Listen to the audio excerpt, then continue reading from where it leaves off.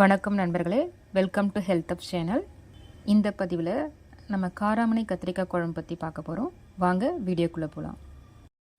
காராமணி கத்திரிக்காய் குழம்பு செய்கிறதுக்கு காராமணியை 100 கிராம் எடுத்து நைட்டே ஊற வச்சு குக்கரில் 4 விசில் போட்டு எடுத்து வச்சுருக்கேன்.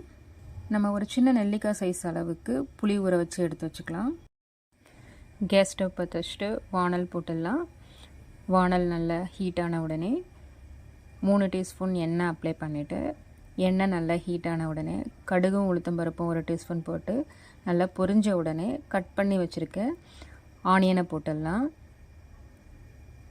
ஒரு ஆனியன் கட் பண்ணி வச்சுருக்கோம், அதை போட்டுக்கலாம். கூடவே கொஞ்சம் கருவேப்பிலையும் போட்டுக்கலாம்.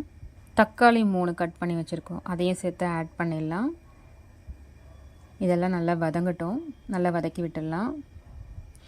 நல்லா தக்காளி சாஃப்டாக ஆகிற வரைக்கும் வதங்கணும். உப்பு ஆட் பண்ணிடலாம். உப்பு ஆட் பண்ணிவிட்டு நல்லா வதக்கி விட்டுக்கலாம்.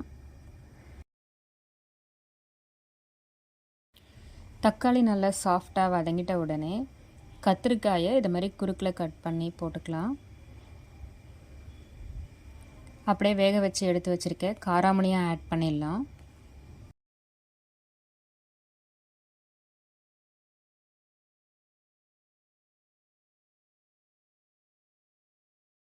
கத்திரிக்காயும் காராமணியும் சேர்த்துக்கிட்டு ஒரு நல்லா கலந்து விட்டுக்கலாம். கலந்து விட்டுக்கிட்டு காய் முழுகிற அளவுக்கு அரிசி கழுவின தண்ணியை ஆட் பண்ணிக்கலாம்.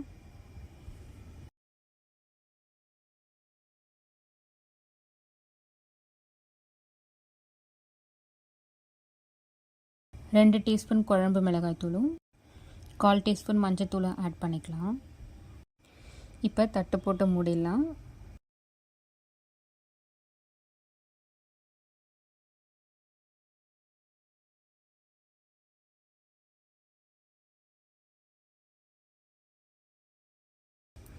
அஞ்சு நிமிஷம் அப்படியே விட்டுடலாம். காய் நல்லா வேகட்டும். இப்போ காய் நல்லா வெந்த பிறகு முருங்கைக்காயும் மாங்காயும் கொஞ்சம் ஆட் பண்ணிக்கலாம்.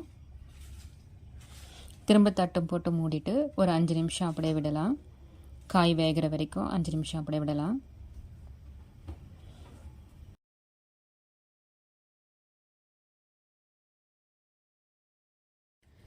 அஞ்சு நிமிஷத்துக்கு அப்புறம் நம்ம ஏற்கனவே புளி ஊற வச்சுருக்கோம், அதை இப்போ கரைச்சிட்டு ஃபில்ட்ரு பண்ணிவிட்டு இப்போ அந்த புளி தண்ணியை ஆட் பண்ணிக்கலாம்.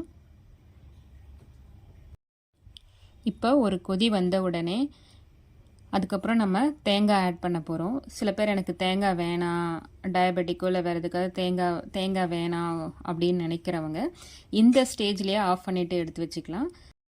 தேங்காய் ஆட் பண்ணால் கூடுதலாக டேஸ்ட்டாக இருக்கும். தேங்காய் வேண்டான்னு நினைக்கிறவங்க இந்த ஸ்டேஜ்லேயே கொத்தமல்லி போட்டு இறக்கிக்கலாம். 1/4 மூடி தேங்காவை அரைச்சி எடுத்து வச்சுருக்கோம், அதை ஆட் பண்ணிடலாம்.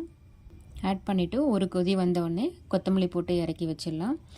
இப்போ சுவையான காராமணி கத்திரிக்காய் குழம்பு ரெடி ஆகிடுச்சு. இந்த குழம்புல நாம் மாங்காய் முருங்கைக்காய் இதெல்லாம் போடுறதுனால டேஸ்டியாக இருக்கும். எல்லோரும் விரும்பி சாப்பிடுவாங்க. உங்களுக்கு இந்த பதிவு பிடிச்சிருந்தா லைக் பண்ணுங்கள். மற்றவங்களுக்கு சொல்லணும்னு நினச்சிங்கன்னா ஷேர் பண்ணுங்கள். கண்டினியூஸாக இதை மாதிரி நல்ல விஷயங்களை பார்க்கணுன்னு நினச்சிங்கன்னா சப்ஸ்கிரைப் பண்ணுங்கள். தேங்க்ஸ்.